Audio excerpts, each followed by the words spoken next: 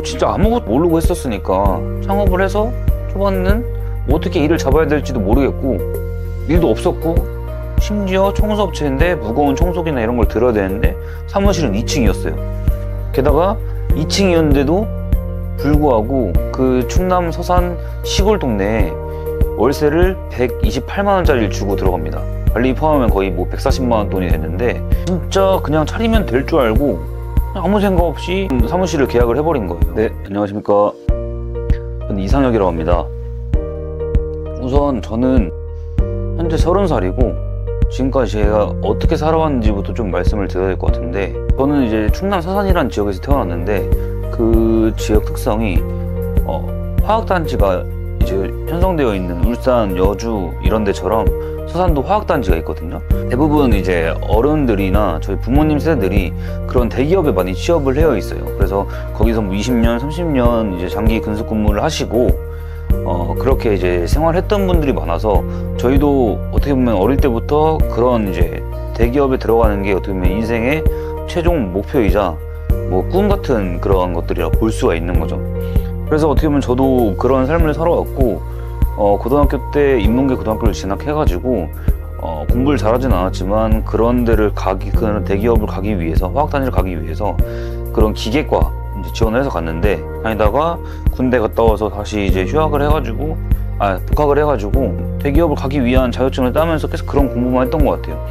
근데 저는 그때도 항상 느꼈던 게 그런 공장들을 들어가는 거에 대해서 항상 의구심이 들었고, 크게 막 그런 거를 하고 싶다라는 마음보다는 들어가야겠다는 생각은 있었지만 이걸 내가 평생 할 수 있을까? 내가 대기업을 들어가는 게 과연 내 인생의 전부일까?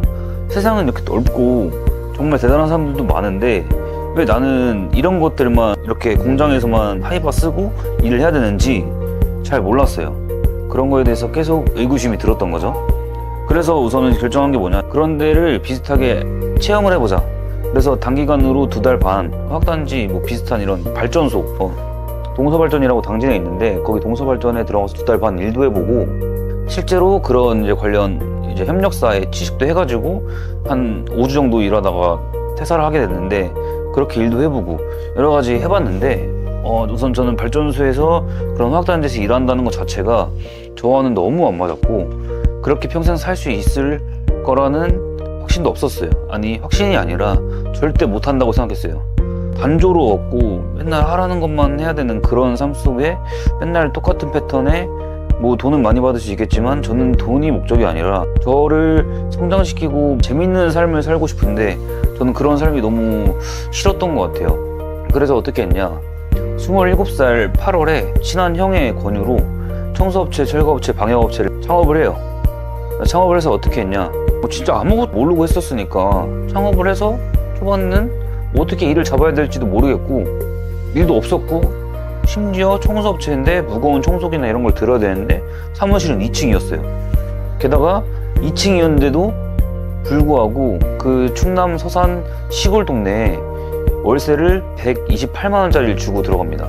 관리 포함하면 거의 뭐 140만원 돈이 됐는데 진짜 그냥 차리면 될 줄 알고 아무 생각 없이 사무실을 계약을 해버린 거예요. 초반에 당연히 적자였고 첫 달, 2달 계속 적자여가지고 뭐 어떻게 월세 내기도 갖고 있던 돈도 없었어가지고 50만원 들고 창업했으니까 갖고 있는 돈도 없고 아무것도 없는 거예요.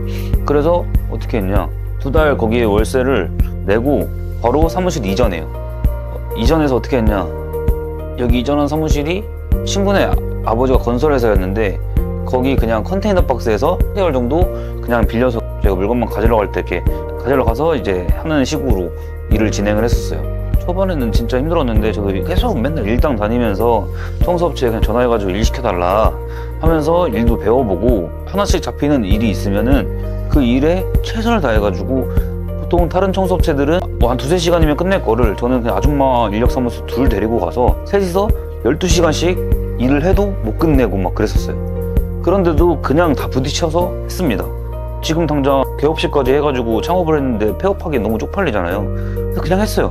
현장에 다 부딪히면서 조금씩 알게 되는 게 있었고, 유튜브에서 또 청소 검색해가지고 하고 있는 채널에 그냥 댓글을 달고 전화를 드려가지고 한 번만 도와달라 이런 식으로 해가지고 뭐 1시간, 2시간씩 통화하면서 배움을 얻기도 하고, 그리고 일이 조금씩 늘어가는 그 단계에서 저는 서산에 있는 부동산을 정말 다 돌았습니다. 한 진짜 50개 넘게 돌았던 것 같아요. 명함과 비타오백 막 이런 거 사들고 가가지고 뿌리면서 제발 한 번만 일 시켜달라, 잘하겠다, 이런 식으로 해가지고 일을 하나씩 잡았습니다. 근데 처음엔 새파랗게 어린애가 와가지고 뭘 믿고 그 부동산도 세입자가 오면은 그 사람도 고객인데 믿을 수 없는 사람은 그 일을 줄 수가 없는 거잖아요. 그래서 처음에 원룸 하루 6만원짜리 저 혼자 그냥 들어가서 10시간씩 하고 나와요. 진짜로 몇 시간씩 일하고 나와가지고 그렇게 신뢰를 초반에 조금씩 보여줬습니다.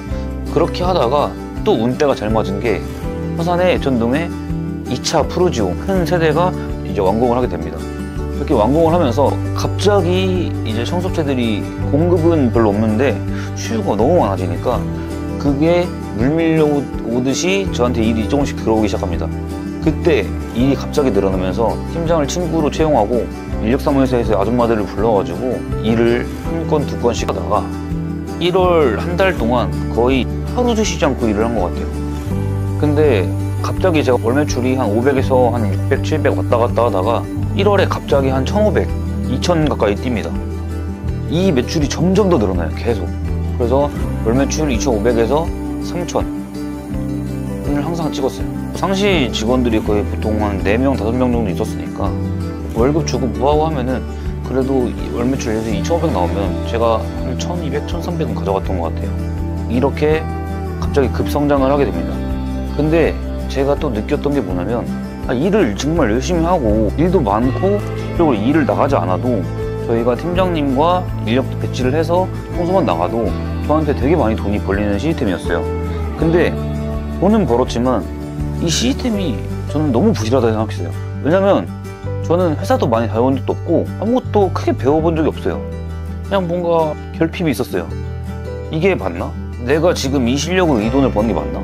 나 솔직히 지금 아무것도 한 게 없는데 블로그도 글도 제대로 쓸 줄 모르는 새끼가 뭐 갑자기 사업을 해가지고 갑자기 운 좋게 이렇게 돈을 버냐. 그래서 제가 곰곰이 생각해봤는데 안 되겠다, 한번 서울 올라가야겠다. 서울 올라가서 다시 내려오는 일이 있더라도 내가 한번 올라가서 서산 촌놈 한번 서울 인천 올라가서 한번 배워봐야겠다. 그래서 그 마음을 결심을 짓고 2달에서 3달 정도 직원한테 인수인계를 한 다음에 서울로 소나타 하나 끌고 그냥 올라갑니다. 서울로 올라가서 무작정 친구네 집에 가서 잤어요.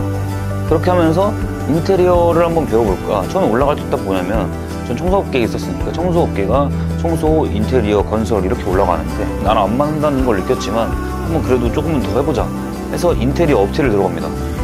인테리어 업체를 들어가서 한 3달여 정도를 일했는데 저랑 정말 안 맞았고 결정적으로 제가 거기서 엄청 무거운 타일에 깔려가지고 다리를 좀 다쳤어요. 계기로 이 길은 내가 그래도 좀 우선은 좀 더 다른 걸 해봐야겠다. 내가 서울에 이것만 하러 올라오진 않았으니까. 왜냐면 저는 경험을 더 많이 중요시 생각했기 때문에 지금은 우선 경험을 더 하자 라는 생각이었어요. 그래서 저는 처음에 올라올 때 어떤 업체를 경험하자라고 생각했냐면 인테리어 업체 우선 처음에 해보고 그 다음에 프랜차이즈. 전 요 직업 이제 먹는 걸 너무 좋아해가지고 그런 거를 내가 기획해가지고 프랜차이즈 한번 해보고 싶다는 마음이 있었고, 그리고 식당을 차려보고 싶다는 마음도 있었고, 그리고 마케팅 회사를 들어가서 마케팅을 전문적으로 배워보자라는 마음이 있었어요. 그래서 그렇게 생각을 하고 인테리어는 3개월만에 끝났고 바로 인테리어 업체를 그만두는 다음 날 바로 고깃집을 찍어봅니다. 고깃집 그냥 식당 홀서빙 주방 같이 들어가요. 그냥 직원으로. 여기 고깃집에 들어갔는데 일은 진짜 열심히 했지만 그냥 저는 그 안에 있는 시스템을 전부 다 어떻게 보면 좀 나쁜 말로 표현하면 베끼자, 최대한 모방하자는 마인드로 맨날 이제 거기에 있는 시스템 같은 거 다 사진 찍고 냉장고 다 열어보고 어떻게 응대를 하나, 고기는 어떻게 만들고 어떻게 절이고 이런 모든 시스템을 하나하나 핸드폰에 다 저장하기 시작합니다. 그렇게 저장하고 그런 것들을 습득했는데 그게 저는 한 2, 3주 걸렸던 것 같아요. 2, 3주 동안 그 모든 시스템을 저는 파악을 하고 나올 결심을 합니다. 근데 제가 그때 어떻게 했냐, 그런 좀 삶의 방향이나 제가 성공하고 싶다는 그런 욕구들을 인스타그램에 성장 일기를 올렸어요. 그때 당시로부터 지금까지 1년 반 정도가 지났는데 저는 성장 일기를 매주 하나씩 썼어요. 그때는 10개, 20개 정도밖에 안 쓸 때긴 한데 그런 모습들을 보고 이 프랜차이즈 고깃집의 본사 대표님들이 저에 대해서 좀 좋게 봐줬어요. 그래서 제가 고깃집을 그만둔다고 했는데 프랜차이즈 본사 대표님이 저에게 찾아오셔서 한번 우리 본사에서 일해볼 생각 없냐 해가지고 전 너무 좋은 기회니까 원래도 해보고 싶었던 거니까 바로 알겠다 하고 여기도 12시까지 그때 일을 했었는데 밤 12시까지 일을 하고 다음날 아침 10시인가? 그때까지 바로 출근했어요. 그게 2024년 1월 15일이었어요.